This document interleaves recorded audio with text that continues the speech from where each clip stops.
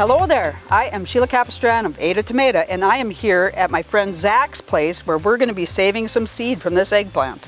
Yeah, I'm Zachary Page. I work with the Regional Sustainable Development Partnerships with the University of Minnesota Extension, and we're doing some seed saving videos showing how to seed save all sorts of plants, and today we're doing the ping tong eggplant.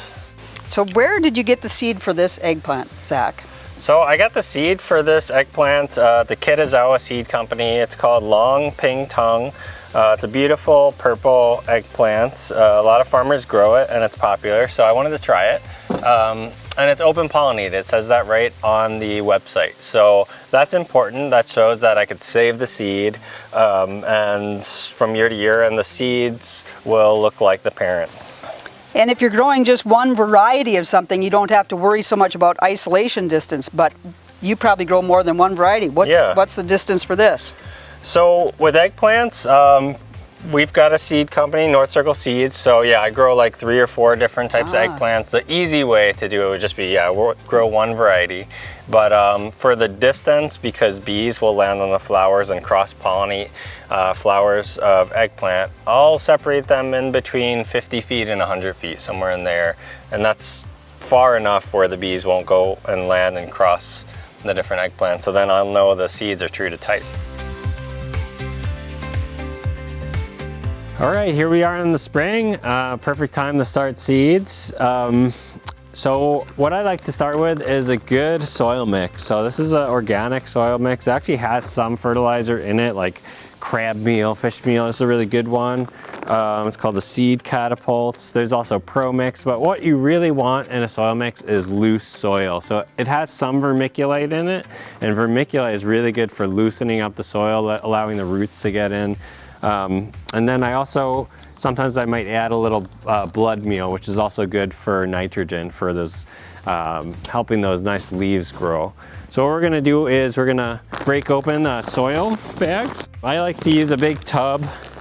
It kind of helps mix all these things around. If you don't have fertilizer in your soil mix already, it allows you to be able to mix it in. We don't need a lot of blood meal because, like I was saying, there's already some fertilizer in here, but just kind of loosely spread about a cup per bag. And then you could be pretty generous with the vermiculite because you want nice, loose soil for the roots to go in. And then I'll wet the soil. It actually takes a long time to get the soil nice and constituted with water. So what you do is just wet it and then get down and dirty and mix it around. See, look, it's not even wet, half of it. So you got to keep wetting it. And this is good, so like when you fill the seed tray, your soil's already pre-wet and there's no gaps, there's no dry air gaps in the soil. I'm gonna add more vermiculite now because I like really loose soil, especially when we're gonna be doing small seeded crops. It really needs a lot of space to grow.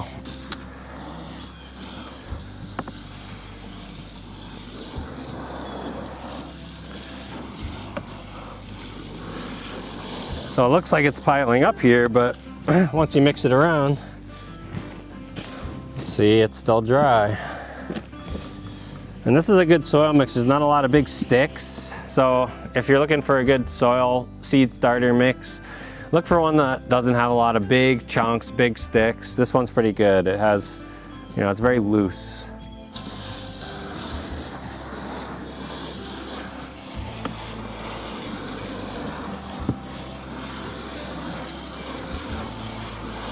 I think we're about there. So now you can see the color of the soil's changed. It's darker from that dry color.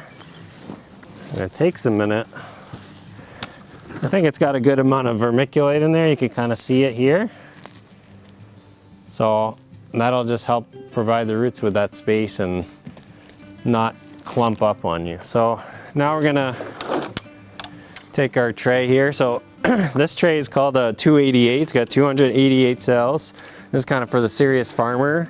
We're gonna fill these up, and then what we'll end up doing later is transplanting plants from these little ones into 72s, which is a tray that has 72 holes in it, which looks a lot like this. So it fills about 72 times, yeah, about almost 4 if everything grows accordingly. And the reason for doing that is eggplants, tomatoes, peppers, they actually like being transplanted and moved around with their roots, and they'll actually get triggered to grow.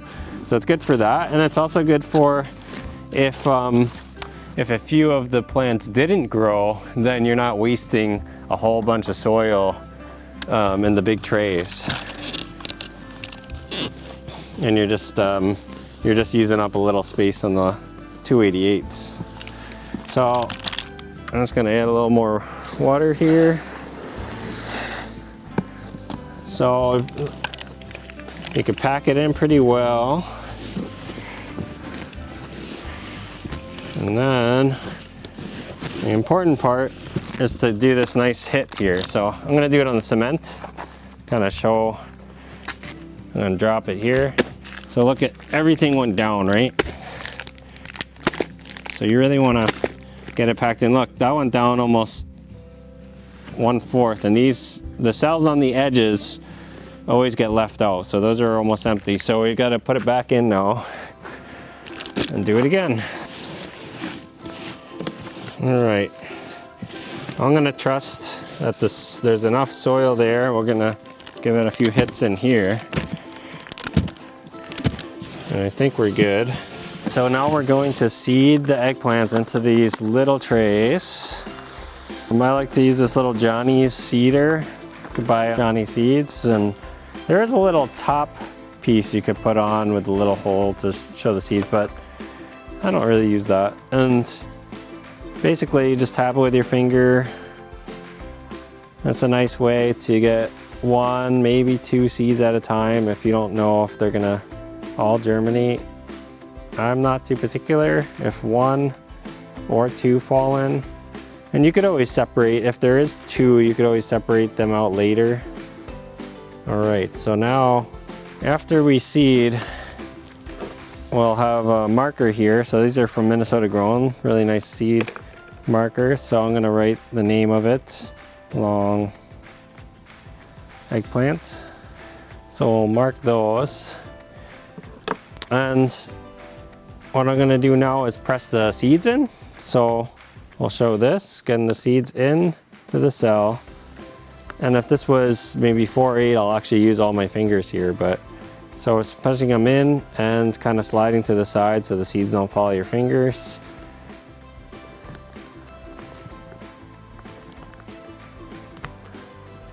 And when you plant any seed, you're planting at the depth of the length of the seed. So we don't need a lot of soil on top. And now I'm gonna make another soil mix. This is just the dry soil, and then I'm just gonna add dry soil and vermiculite together. And we're gonna use this after we seed. And the reason for this is, you can kind of see it here. It's very loose, and it gives the seeds, for small seeds, like eggplant, it gives them room to grow and grow out. So if we just had the soil without the vermiculite, it could form a hard layer on top, and it might be hard for the seeds to emerge out. The vermiculite kind of adds that loose quality to have the seeds be able to emerge. So now we're going to sprinkle this on top. And then if we plant the whole tray, kind of wipe it down. I kind of press it in a little bit, and there you go. If you did this whole tray, we'd want to water this again. And then the next step is to get them in a place that has light. Many seeds are triggered by light. So I just keep the light on all the time. It's completely fine. You don't necessarily need the darkness.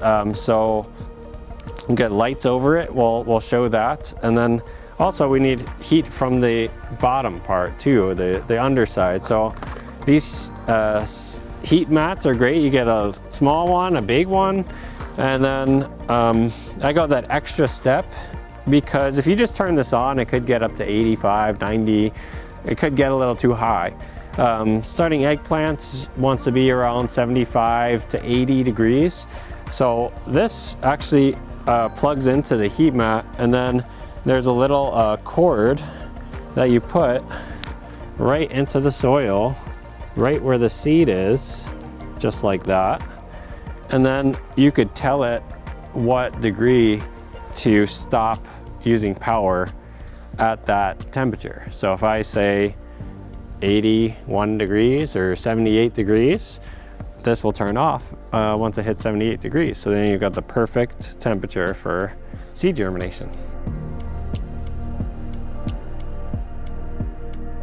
Now it's time to transplant our eggplants that we seeded. So what I like to do is spread some, I have this organic compost, helps the soil fertility. So I kind of spread this, like you could like till this in or mix it into your soil. So let's say we have a good mix here going. And here's our eggplant. And we're going to just get this into the ground. You could actually dig pretty deep in. And what we'll want to do is bury the soil all the way up to the first true leaves. So get this in here. You could even do it on a slight tilt. That's more important with tomatoes. But there we go. So it's just snug like a bug there. And you could water the eggplants in and probably water it for the next 3-4 days. Make sure it's well hydrated, and then it's good to go. I actually use a drip irrigation. It's got little holes in it. It's really good for not evaporating the water. The water stays on the ground and drips right into where the plants need them, right on the root. So Zach, how do you know when to harvest the seed from eggplant? So unlike tomato, where you harvest where the tomato is fully ripe and red, with eggplant you actually want to harvest the seed when the eggplant is post-mature. So this is a few weeks after the eggplant is ready to eat. So you see the wrinkles here. That gives it enough time for the seeds to fully develop. Zach, how do you go about threshing an eggplant? So we got our cutting board, or nice sharp knife here. So the way I do this is time efficient, and we're basically cutting the eggplant up. See, these seeds are slightly immature, so that was one that you could tell that this was probably taken right at maturity. So you can see these seeds might not be the greatest because they don't have the color. I'm gonna pick a really mature one now to show the seeds that are a little bit darker, I think. So these seeds, look at those. Yep. Those are the ones you want. And they're popping right out too. They're popping out. They're darker. I know this variety, and these seeds look like this when they're fully ready and mature. So I'm not even gonna save these. They don't look like they're gonna be viable. So we're gonna throw all those darker ones into a bucket, and then we're gonna eventually mash them up with some water, and that'll help separate them. So here's another one that didn't quite make it. And you don't know till you open them up. Yeah. And these are a longer maturity variety, so they took a little longer to mature. So that one looks good. There's a good one. And even if we put this, that looks good too. That one looks great. Even if we put the one that had the bad seeds in the bucket, they would separate later when we winnow them. So it wouldn't be a huge problem.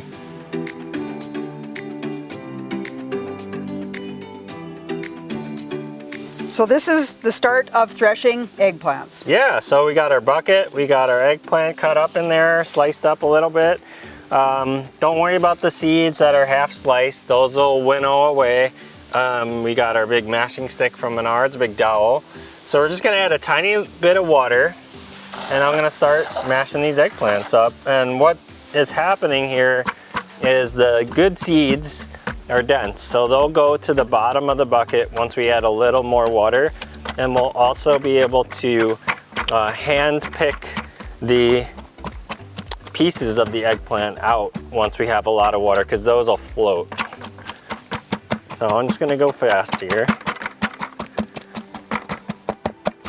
Now we'll add just a tiny bit more water. That's good. And kind of move these around. So you can see the seeds are already coming loose, the good seeds, and they're dense, so they're gonna fall to the bottom. So this doesn't take too long to get maybe a couple hundred, maybe 1,000 seeds. All right, let's add some more water here. Get all the ones on the edge. So our eggplant's getting a little pulverized there, which is good. Eggplant soup. So that almost should do it.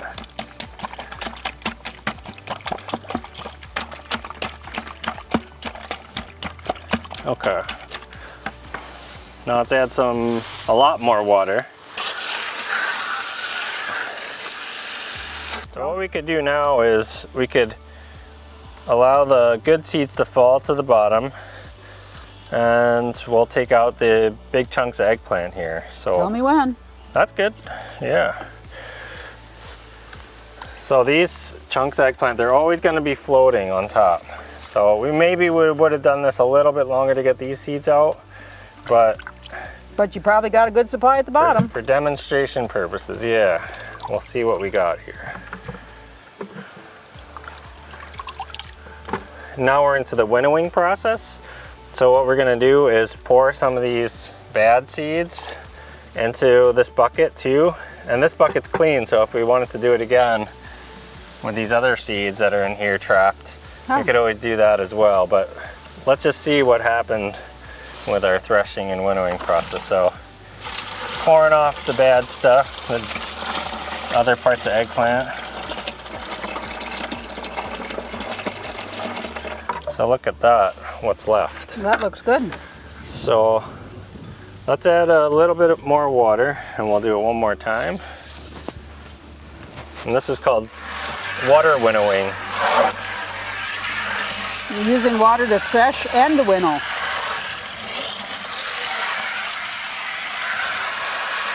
That's good.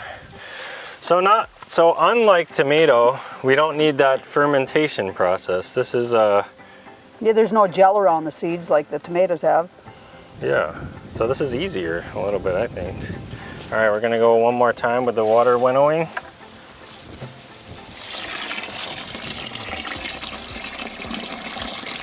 Those are the bad seeds. And then we got our good seeds here.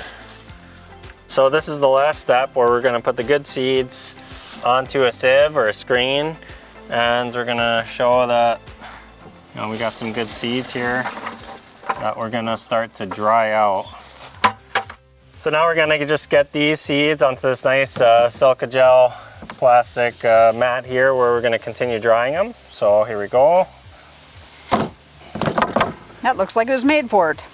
Yeah, so just spread them out a little bit, and then what I do is I put them onto that dehydrator without heat, or you can just leave them in your house somewhere with a little bit of airflow, somewhere that's maybe 60, 70 degrees, and they'll dry out in about 3-4 days. And label what variety they are. Yeah, label the ping tongue on this so you know, and then when you transfer them over to a seed packet, also label the year and the variety name.